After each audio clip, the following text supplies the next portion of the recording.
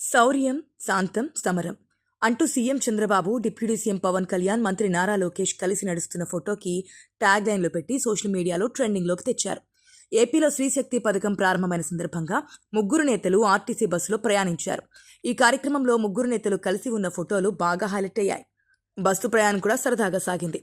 ఈ కాంబినేషన్ ఇలాగే ఉండాలంటూ కామెంట్లు పెడుతున్నారు అభిమానులు.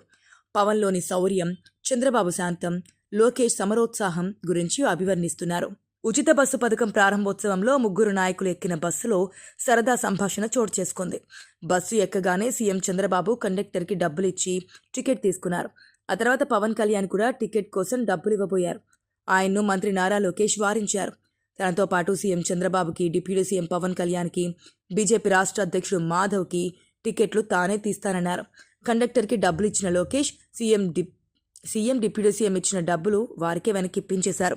తన నియోజకవర్గంలో బస్సు టికెట్ డబ్బులు తానే ఇచ్చానని, అందుకే తన నియోజకవర్గ అభివృద్ధికి నిధులు బదులివ్వాలని సరదాగా అన్నారు. 2024 ఎన్నికల్లో టీడీపీతో బీజేపీ, జనసేన కలవడంతో ప్రభుత్వ వ్యతిరేక ఓటు చీలిపోలేదు. దీంతో కూటమి ఘన విజయం సాధించింది.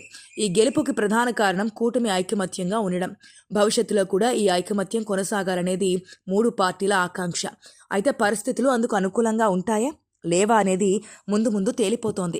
ఈ ఐకమత్యాన్ని దెబ్బకొట్టడం ప్రతిపక్ష వైసీపీకి అవసరం. అందుకే ప్రతిపక్ష అనుకూల మీడియా, సోషల్ మీడియాలో నిత్యం కూటమిని దెబ్బకొట్టే వార్తలు ప్రసారం చేస్తున్నారు. కానీ కూటమి నుంచి మాత్రం ఎలాంటి స్పందన లేకపోవడం విశేషం. ఇక అవకాశం వచ్చినప్పుడల్లా కూటమి నేతలు తమ మధ్య ఉన్న సఖ్యతను బయట పెడుతూనే ఉన్నారు. కూటమి నేతలంతా కలిసి ప్రభుత్వ కార్యక్రమాల్లో పాల్గొంటున్నారు. కూటమిని లీడ్ చేస్తున్న టీడీపీ కూడా అందరికీ సముచిత స్థానం ఇస్తూ పొత్తు ధర్మాన్ని పాటిస్తోంది. బీజేపీ రాష్ట్ర అధ్యక్ష పదవిలోకి పురంధేశ్వరి స్థానంలో మాధవ్ వచ్చినా కూడా మూడు పార్టీల ఐకమత్యంలో ఎలాంటి తేడా లేదనే చెప్పాలి. తాజాగా శ్రీశక్తి పథకం ప్రారంభంలో ఇదే విషయం రుజువైంది. ముఖ్యంగా భావి నాయకులుగా చెబుతున్నటువంటి పవన్, లోకేష్ మధ్య స్నేహం గురించి టీడీపీ పాజిటివ్గా ప్రచారం చేసుకుంటోంది. ఈ ఇద్దరి మధ్య సఖ్యత ఉన్నన్ని రోజులు కూటమికి ఎలాంటి ఢోకా లేదని అంటున్నారు. అటు వైసీపీ మాత్రం కూటమి కూలిపోవడం కోసం ఎదురుచూస్తోంది. పవన్కి ప్రాధాన్యత లేదని, చంద్రబాబు చెప్పినట్టల్లా ఆయన ఆడుతుంటున్నారని విమర్శిస్తోంది. పవన్ కూడా ఈ ప్రచారాన్ని పట్టించుకోకపోవడం, అవకాశం వచ్చినప్పుడల్లా కూటమి మరో 15 ఏళ్ల పాటు బలంగా ఉంటుందని చెప్పడం విశేషం.